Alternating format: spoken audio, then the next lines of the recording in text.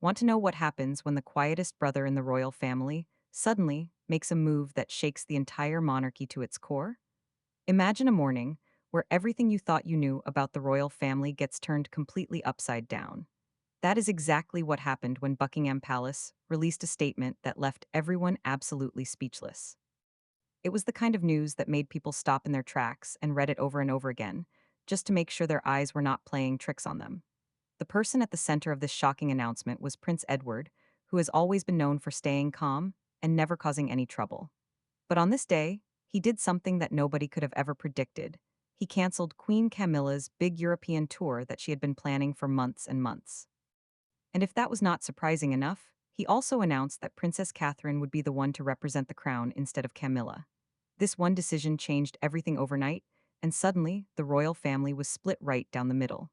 Camilla did not say a single word publicly, but her silence ended up speaking much louder than any denial ever could. People everywhere were asking the same question: what on earth had just happened? The morning when this all went down was completely different from any other morning in recent royal history. All the reporters who had been camping outside the palace gates were suddenly jolted wide awake by the official statement that came out. Their phones started buzzing and lighting up with the breaking news headline that completely shattered every single expectation anyone had. Prince Edward had stepped in and made a decision about something that everyone had previously thought was completely off limits, especially when it came to the Queen Consort's own personal plans. For months and months, Camilla's European tour had been planned out with incredible attention to every tiny detail.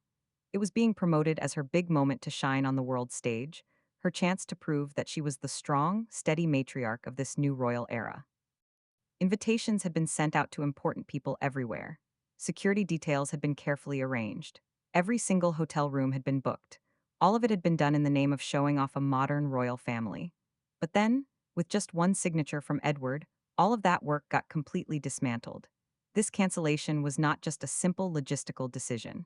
It was more like a royal earthquake that shook the very foundations of the palace. Inside the walls of Buckingham Palace, the staff members were whispering to each other about Edward's attitude during the meeting where this decision was made. Everyone described him as being perfectly calm but completely unyielding. This was not the quiet, mild mannered brother who usually faded into the background during big royal events. This Edward was strong and determined, with a sharp presence that reminded people of the kind of authority that Queen Elizabeth used to carry without any question at all. It became immediately clear that the youngest son of the late queen had stepped into a role that almost nobody had seen coming. He was now acting as the guardian of royal integrity, watching over everything to make sure the monarchy stayed true to its values. His move was not just about paperwork or schedules. It carried huge symbolic meaning. In a family that was built on strict hierarchy and extreme caution, Edward had defied both of those things. By doing so, he ignited the most talked about internal power shift since Charles's own coronation. People were absolutely fascinated by how this quiet prince had suddenly become such a major player in royal politics. What made Edward's action even more significant was the timing of it all. King Charles's health had become a subject of quiet concern among those in the know. Even though the palace kept his condition very carefully private, people within the royal circle understood that he was delegating more authority than ever before. Edward, who was always fiercely loyal but also deeply protective of the institution, could see the cracks beginning to form. To him, Camilla's upcoming tour, with all its fancy receptions and questionable guest lists, did not represent real diplomacy at all. Instead, he saw it as a distraction from what really mattered. In his eyes, it was like a vanity project that was dressed up to look like royal duty. For a man who had been raised under Queen Elizabeth's firm creed that service must always come above self, that kind of thing was simply intolerable. He could not stand by and watch while the monarchy drifted away from its true purpose. Behind closed doors, the advisors were warning Edward about what might follow this bold decision. One senior aide reportedly said that this could actually split the crown right in two. They were all afraid that the decision would expose the fragile alliances that were barely keeping the monarchy afloat during these uncertain times. But Edward did not waver in his conviction. He understood very well what it would cost to hesitate in a family where every single move was being watched by millions of people around the world. The press release that came out was brief and sterile, but it was absolutely lethal in its precision. It announced that the European tour was being cancelled due to restructuring of royal engagements. but it was the very last line that ended up making history. That line stated that Her Royal Highness, the Princess of Wales, would represent the crown in all forthcoming engagements abroad. The shift in power was immediate and unmistakable. All across Britain, the public's reaction swung dramatically in Catherine's favor. To so many people, she was the natural embodiment of grace and what a modern monarchy should look like. She was a woman who had earned enormous respect through her composure, her humility, and her quiet inner strength. Her appointment was hailed as both rightful and refreshing, especially after many months of tension and rumors surrounding Camilla's growing influence. Social media platforms absolutely lit up with praise for Catherine. Newspapers printed bold headlines that celebrated the decision. Commentators called it a return to the values that had defined the late Queen's entire reign.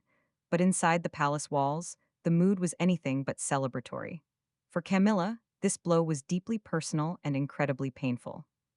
She had invested so many months preparing for this tour, rehearsing her speeches over and over, reviewing every single itinerary detail, and arranging meetings that were meant to enhance her international image. Having it all stripped away without any warning, and then replaced with Catherine's name, felt like a public humiliation that had been engineered from within her own circle. The corridors of Clarence House buzzed with disbelief and shock. While the palace tried to maintain its usual measured tone, the private tension was absolutely undeniable. A silent war was brewing behind the scenes, one that could no longer be hidden behind fake smiles and ceremonial grace. And yet, amidst all this chaos, one thing stood out very clearly. Edward's decision was not spontaneous at all. It was deliberate, carefully calculated, and built on something far deeper than just simple disapproval of Camilla's plans. Those who knew him best claimed that he had been quietly gathering information for weeks, piecing together reports that raised troubling questions about the tour's true purpose and about the people who were advising the Queen consort. But the question that nobody dared to ask publicly was the one that was burning behind palace walls. Why did Edward decide to strike right now? And what exactly did he uncover that made him act so decisively against the Queen consort herself? The feud between Edward and Camilla did not begin overnight. Insiders now claim that tensions between them had actually been brewing for years, hidden beneath layers of formal smiles and polished diplomacy. From seating disputes at royal events to whispered accusations of favoritism, Edward had grown increasingly disillusioned by what he viewed as Camilla's political approach to monarchy. It all started quietly, almost imperceptibly at first. During the early years of Charles's reign, Camilla's growing influence inside palace corridors was subtle but undeniable. She began to take charge of royal engagements with a confidence that to many bordered on being controlling. At first, Edward dismissed it as simple enthusiasm, the kind of assertiveness that any modern consort might display. But over time, he began to notice the shifts in the way Camilla's schedule was prioritized over everyone else's. He noticed the way her family members started appearing in press releases that had once been reserved solely for the Windsors. Even during major royal events, there were murmurs of discontent from senior courtiers who felt that Edward and Sophie, both loyal and dutiful, were being overshadowed and pushed aside. Behind all the regal smiles and glittering appearances, Edward's patience was wearing thinner and thinner with each passing day. Every engagement where Camilla stood center stage seemed to push him further away from the spotlight that he had quietly earned through decades of dedicated service. There were dinners where seating arrangements mysteriously placed him far away from senior diplomats. There were receptions where introductions skipped over him entirely. The message, though it was never spoken aloud, was unmistakable. Camilla's reign as queen consort came with her own hierarchy, and Edward was simply expected to adjust to it. Sophie, who was always perceptive, recognized her husband's growing frustration, but rather than feed it with anger, she offered him quiet loyalty and balance, especially toward Catherine. That subtle alliance between the Wessexes and the Waleses did not form out of ambition or a desire for power. It was born out of shared respect and a mutual understanding of the late Queen's ideals. Catherine admired Sophie's humility and her refusal to play palace politics, and Sophie in turn saw in Catherine the same steady grace that had once defined Queen Elizabeth herself. Together, they embodied what Edward called duty without vanity. Meanwhile, Edward's private attempts to warn his brother about these concerns went completely unheeded. He had quietly arranged several meetings with Charles, hoping to express his deep concerns about Camilla's increasing control over royal matters. But those meetings often ended the exact same way, with Charles defending his wife's efforts and urging Edward to see the bigger picture. Each dismissal stung deeper than the last. Edward was not driven by resentment or jealousy toward his brother or sister-in-law. He was driven by loyalty to a tradition that he believed was being rewritten for personal image rather than true service. The crown does not belong to individuals, he reportedly told a close confidant. It belongs to the nation. And once it becomes personal, it loses its sanctity and its meaning.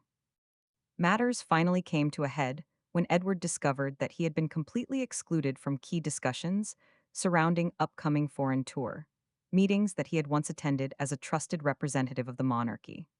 The final insult came when Camilla's advisors began handling correspondence that were meant for the royal diplomatic office, effectively sidelining Edward's input entirely. To him, this was more than just political maneuvering.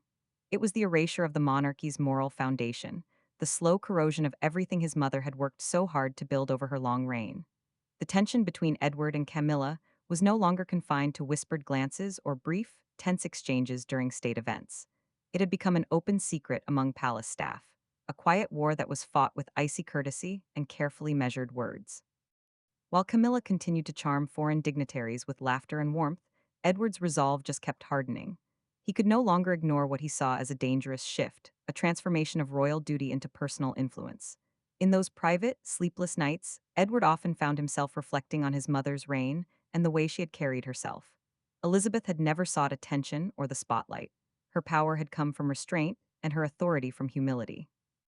Watching the new royal order unfold, Edward felt a deep ache and a growing conviction that the monarchy was drifting off course.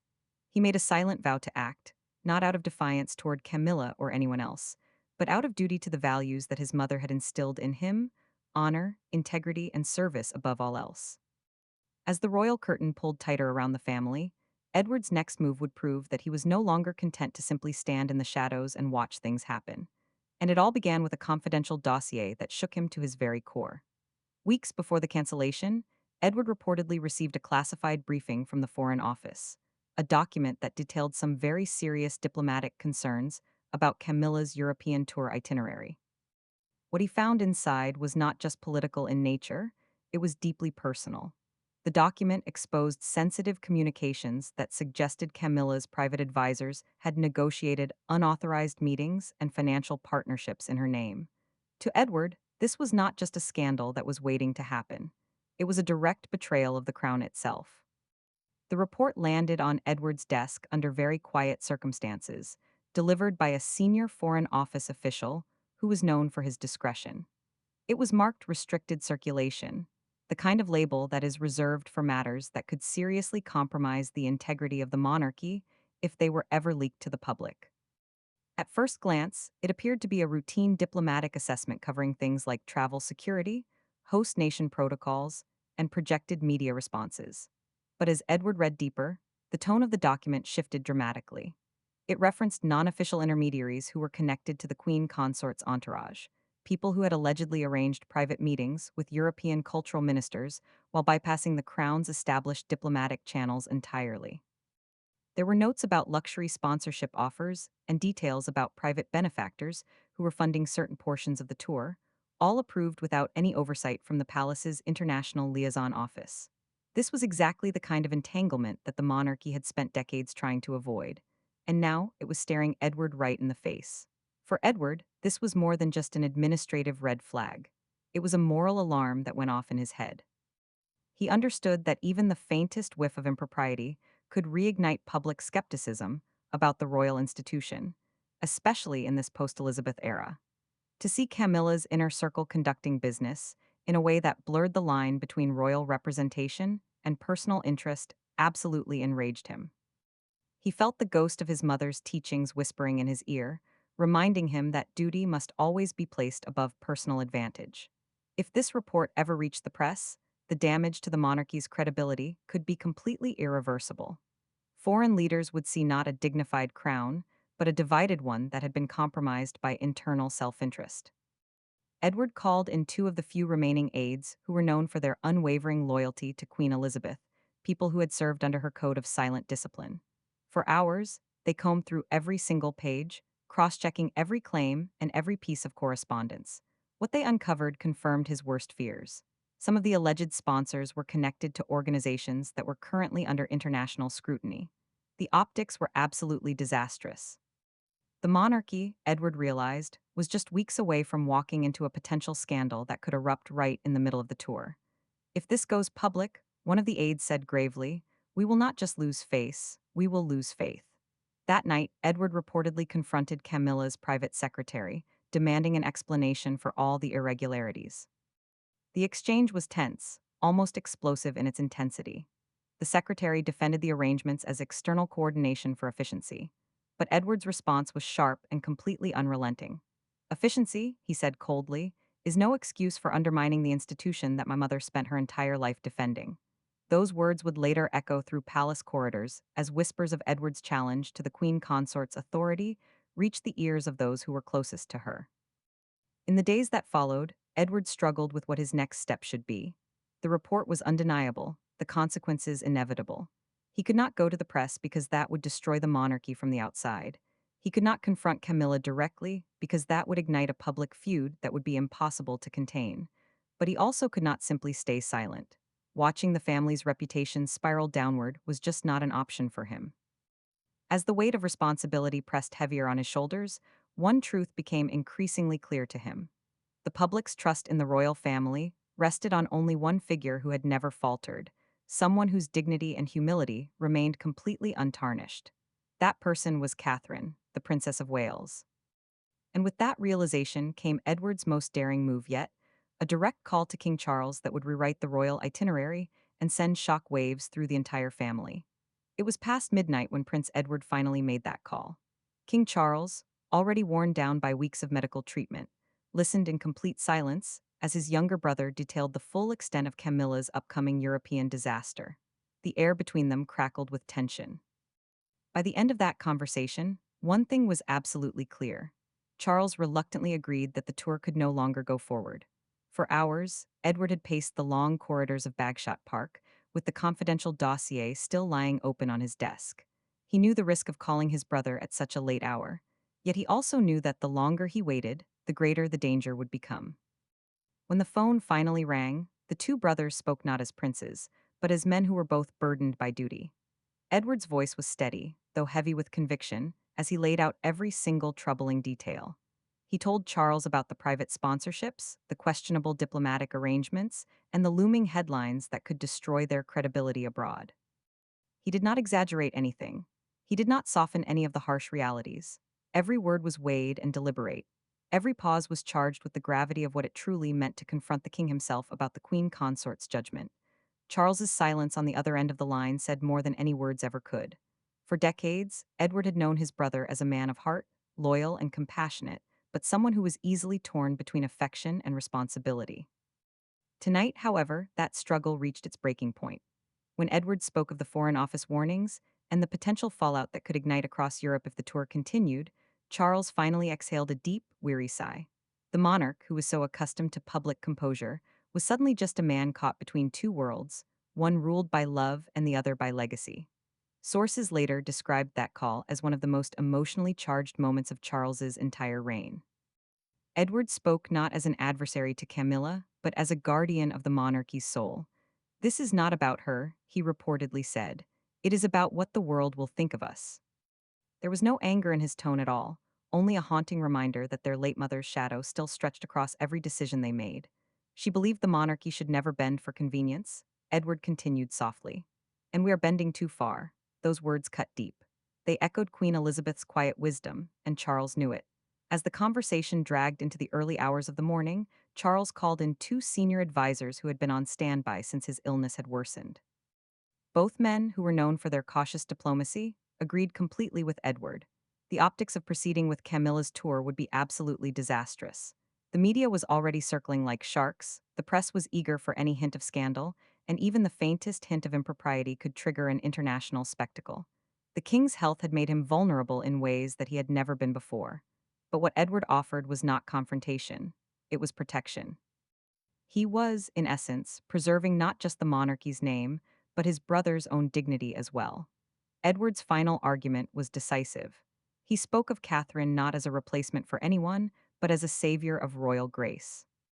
Her composure, her consistency, her unshakable reputation for sincerity, these were the traits that could restore public faith in the monarchy. Let her lead this one, Edward urged. The world still believes in her. She is the only one who can steady the ship right now. For several long moments, there was nothing but silence on the line. And then, with the faint rustle of papers, came the unmistakable sound of a pen signing something.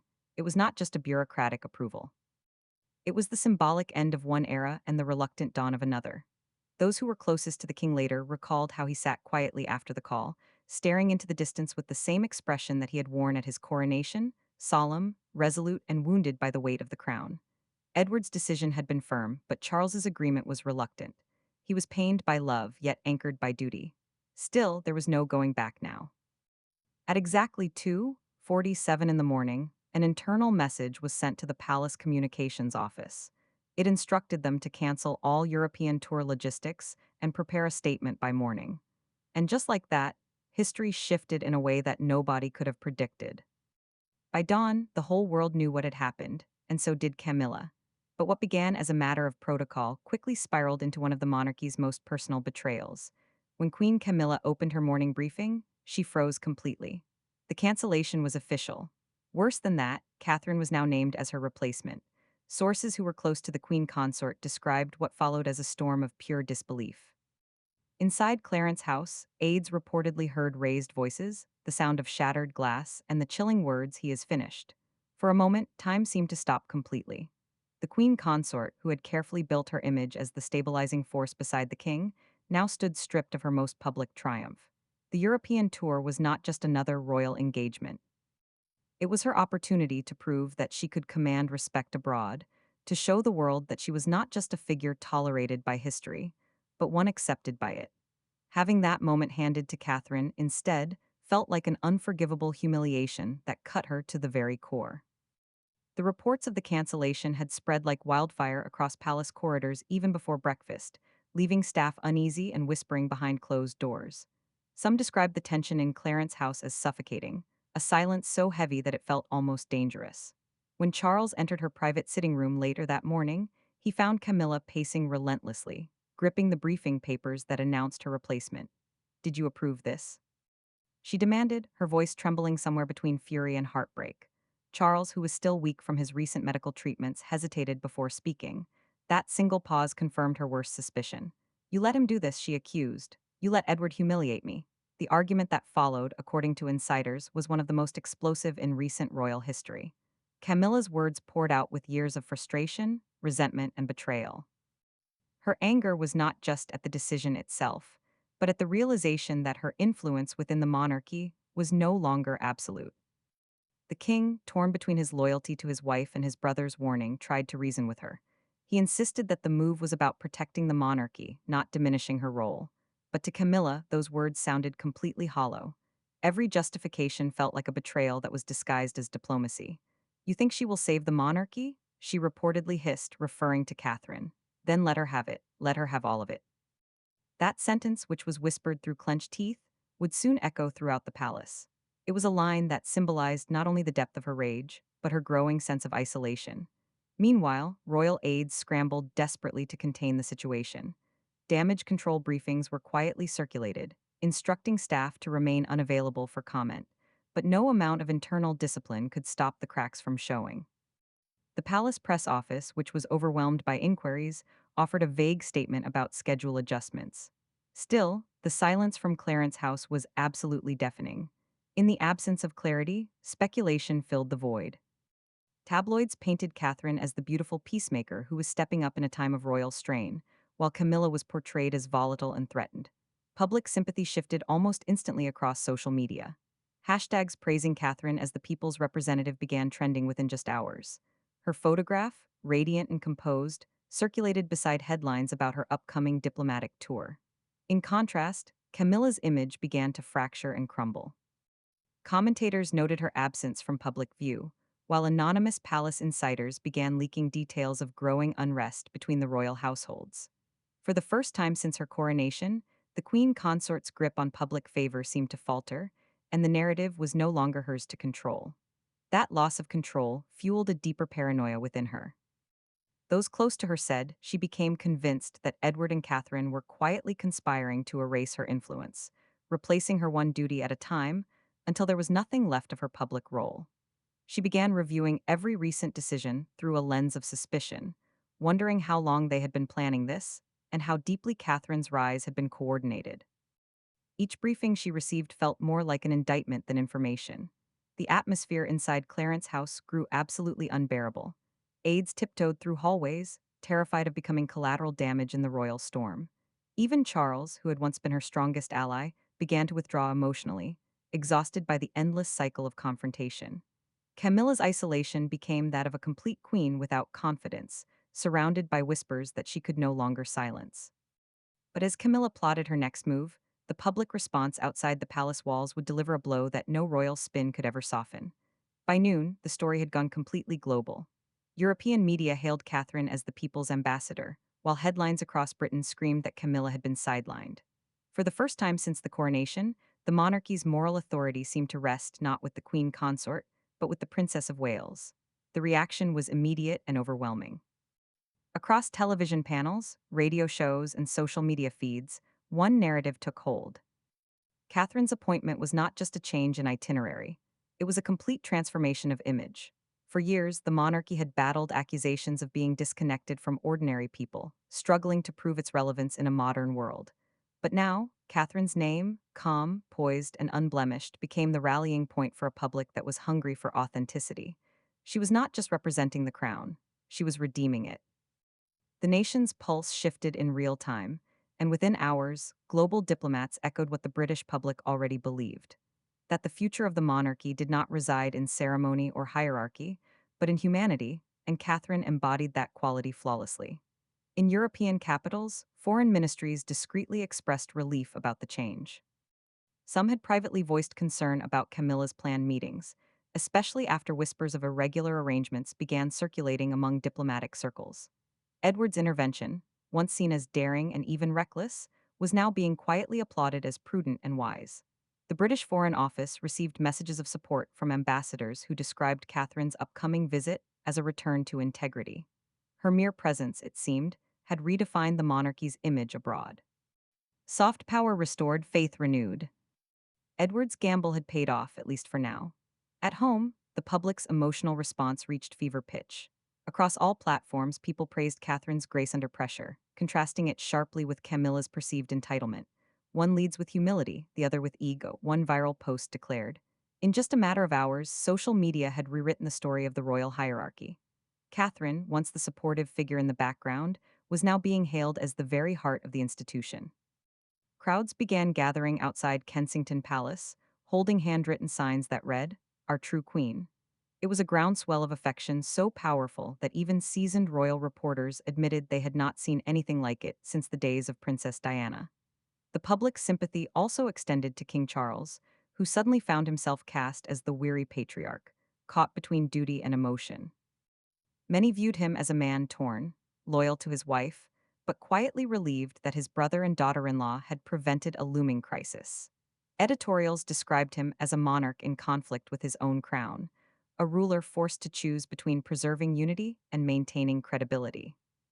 For Charles, it was a bittersweet moment. The monarchy had regained public favor, but at the cost of his marriage's stability and his queen's pride. Amidst all the noise, Edward and Sophie found themselves quietly vindicated. They had long lived in the shadow of their elder siblings, often dismissed as peripheral figures in the royal narrative. But now, the public began to see them in a new light as custodians of the late queen's vision.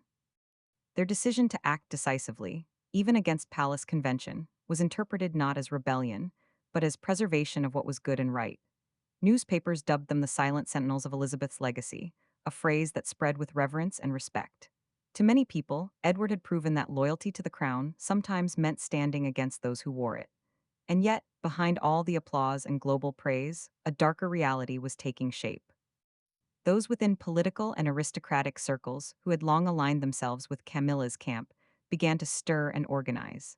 Senior figures in Parliament, who were known for their quiet loyalty to the Queen consort, started questioning Edward's authority to override royal arrangements. Anonymous briefings began leaking to select journalists, painting the decision as an internal overreach rather than a necessary intervention. What had started as a moment of triumph for Catherine and Edward was slowly transforming into the beginning of a power struggle that threatened to unravel the very unity that the family had fought so hard to preserve. But while the people cheered, a storm was gathering, one that would test Catherine's composure and expose the full scale of the monarchy's inner conflict. Catherine's calm demeanor during her first press conference stunned even her most critical observers. Dressed in quiet elegance, she spoke of unity, duty, and hope. These were words that carried the echo of Queen Elizabeth's reign. But behind the grace, Catherine knew that the stakes were higher than they had ever been. She was not just representing Britain. She was stepping into a battlefield that Camilla believed was rightfully hers. The whole world watched as Catherine stood before the press microphones, her voice unwavering, her tone both humble and commanding. She began by acknowledging the importance of service not as a privilege, but as a calling. Her words were deliberate, carefully chosen to balance strength with compassion. In every act of duty, she said, we carry the weight of those who came before us and the hope of those who will follow. It was more than just a statement. It was a quiet declaration of continuity, a promise that the monarchy still had a heart that beat for the people. Within minutes, her speech was being broadcast around the world, and analysts were already calling it a masterclass in modern diplomacy. Catherine's composure struck even those within the royal press corps who had long favored Camilla. There was no trace of triumph in her tone, no sense of victory or vindication, only sincere humility. To many, it was a subtle but unmistakable contrast to Camilla's tendency toward control and self-assurance. Catherine did not command the stage. She invited the world into her calm, and that more than any headline or photograph shifted the entire tone of the royal narrative. Suddenly, the monarchy did not feel fractured or outdated. It felt reborn under her steady influence. Her first meeting with foreign ambassadors later that week cemented that impression. Delegations from Europe and the Commonwealth praised her authenticity. Instead of scripted gestures, she offered genuine connection, listening more than she spoke, expressing gratitude instead of grandeur. One ambassador was overheard saying, she has that rare quality of authority without arrogance. Those words echoed what Edward had long believed. Catherine possessed something that the monarchy desperately needed, dignity that could not be manufactured. After the meetings, there was a quiet moment between Catherine and Sophie, one that would never make the newspapers, but carried immense emotional weight. Sophie, standing beside her, simply whispered, "This is what the Queen always wanted." Catherine smiled, her eyes soft but resolute. Both women knew exactly what those words meant, that Elizabeth's legacy of service had not ended with her passing, but had found new life through Catherine's example. It was a generational passing of the torch, invisible to the public eye, yet profoundly symbolic within the palace walls. Meanwhile, Edward observed everything with a sense of vindication mixed with cautious pride. He had taken an enormous risk by championing Catherine's role in the tour, and watching the world embrace her confirmed that he had been right all along. In private, he thanked her with quiet sincerity. "You have restored dignity to all of us," he told her, "and to the family name itself." But Catherine, ever grounded, deflected the praise. "We have all done what we must," she responded. It was not just humility to show off. It was her honest truth. The press, however, had no intention of keeping things so diplomatic. Every paper ran contrasting features between the two women, Catherine, the embodiment of compassion and composure, and Camilla, the embodiment of control and controversy. Tabloids splashed side-by-side images with headlines like "Grace versus Grit" and "The Queen We Did Not Expect." While Catherine's supporters celebrated her rise, Camilla's allies began to panic. Each new photograph, each headline eroded the authority that Camilla had worked years to secure. Her absence from the public stage only amplified Catherine's growing presence. But beneath the surface of admiration and praise, something far more volatile was taking shape. Those closest to the queen consort whispered that she had taken the humiliation personally, that the quiet she now kept was not acceptance, but careful calculation. The adoration that Catherine received was not just a threat to Camilla's influence, but to her very identity within the monarchy. As applause surrounded Catherine, resentment began festering elsewhere in whispers, in late-night calls, in alliances being quietly reformed. As Catherine prepared for her first royal flight abroad, Camilla's next move would turn admiration into alarm and loyalty into fear. Queen Camilla was not going down quietly. Within days, she summoned her inner circle of senior advisors, allies in parliament, and a handful of journalists that she could still trust. What emerged from that secret meeting was a plan to undermine Edward and Catherine from within the institution itself. But the more Camilla fought back, the more isolated she became, and one royal aide's betrayal would ultimately seal her fate. Behind the walls of Clarence House, the Queen Consort's fury turned into strategy. Every loyal aide was ordered into private briefings. She wanted answers, and more importantly, she wanted control. The European tour, once her grand stage, had become her public humiliation. The very family that had welcomed her into the fold now seemed to be dismantling everything that she had built. To Camilla, this was no longer about a cancelled trip. It was about survival. She believed that if she did not act fast, she would be written out of the monarchy's narrative entirely. And so, in hushed meetings behind closed doors, a counter-strike was born. Her allies in Parliament were the first to act. Subtle stories began surfacing in political columns, articles questioning Edward's growing influence, painting him as a man who was desperate to regain relevance. The leaks were carefully crafted, full of partial truths that twisted perception without directly incriminating anyone. Words like ambition, jealousy, and interference began to swirl around Edward's name. It was classic royal misdirection, a whisper campaign meant to shift public sympathy back toward the Queen Consort. One senior MP, who was known for his close friendship with Camilla, described Edward's intervention as an unapproved power grab that was cloaked in moral language. It was a line designed to sting, and it worked.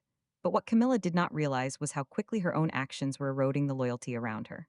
Palace staff, already weary from weeks of chaos, began losing faith in her leadership. They had seen how Catherine's composure brought calm, where Camilla's anger brought only fear. Assistants whispered that the Queen Consort's team had become a pressure cooker, and even longtime advisors began requesting reassignment to other royal departments. Within days, the cracks in Camilla's once formidable circle began to show. Her desperate attempt to regain control had set off a quiet mutiny within her own walls. Meanwhile, King Charles was visibly deteriorating under the weight of it all.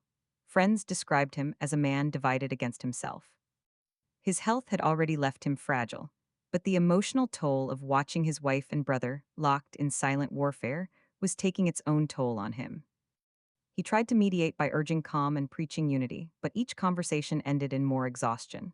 For the first time, even his closest aides began to question whether his reign could withstand another internal fracture. He is being pulled apart, one confidant confessed, and there is nothing left to give. When Edward finally learned of Camilla's attempt to smear him, his response was swift but controlled. He did not retaliate through the press. He went straight to the top.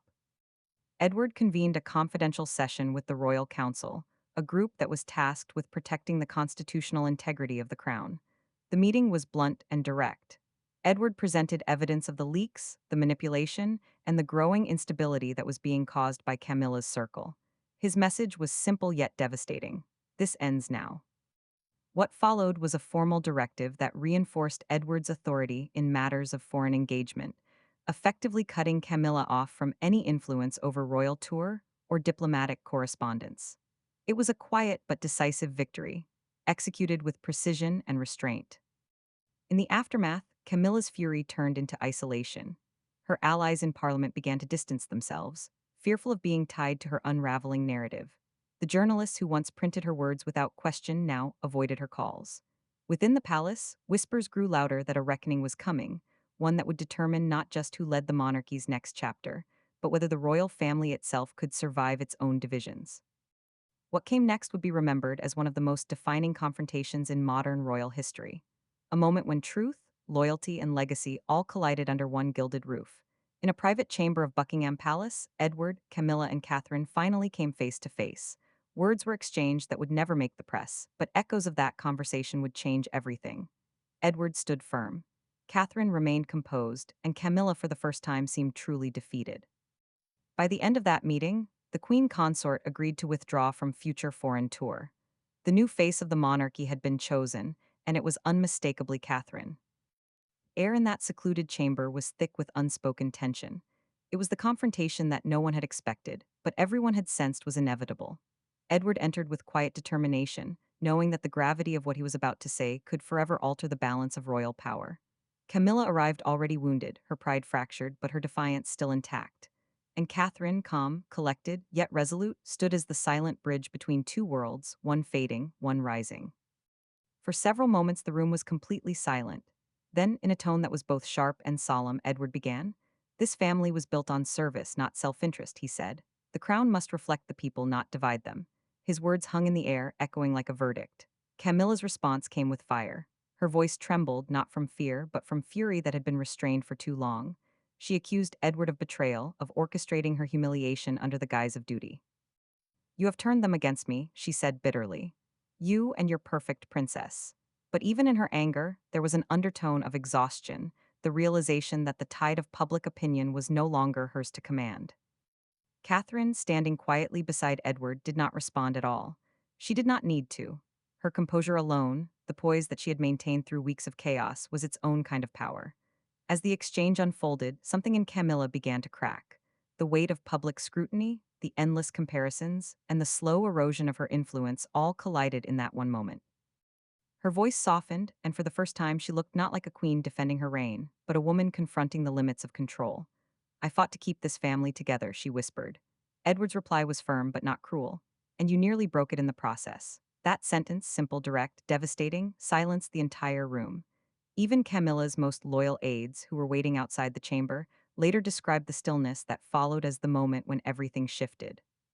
It was Catherine who finally spoke, her tone as steady as her presence. She thanked Camilla for her years of dedication and acknowledged the enormous weight of her position. We all serve the same crown, she said gently, and the world must see unity, not division. Those words pierced through the bitterness that was lingering between them. Even Camilla's closest confidant would later admit that Catherine's grace in that moment disarmed the tension more effectively than any argument could have. For all the chaos that had surrounded them, Catherine's humility became the quiet resolution that the monarchy needed. By the end of that meeting, Camilla's resistance had faded completely. There were no grand declarations, no formal announcements, just a weary nod, a silent concession that spoke louder than any speech could. She agreed to step back from future foreign tour, citing the need for generational transition. Edward understood what that meant. So did Catherine. It was not merely a logistical decision. It was a symbolic passing of the torch. The queen consort's era of public dominance had ended, and the new standard bearer of the monarchy had been chosen not by decree, but by destiny. Later that evening, King Charles was informed of what had transpired. Those who saw him that night said he sat for a long while in complete silence, holding the report in his hands. There was sadness in his expression, but also a quiet recognition. He knew that his brother had been right all along, that Edward's intervention had prevented a deeper collapse of trust within the institution. In a rare moment of vulnerability, Charles reportedly told an aide, "Perhaps this is how it was meant to be. The people must see the heart before they see the crown." That statement would echo through every corridor of the palace in the days that followed. The monarchy, bruised but unbroken, had found its rhythm again, not through power but through humility.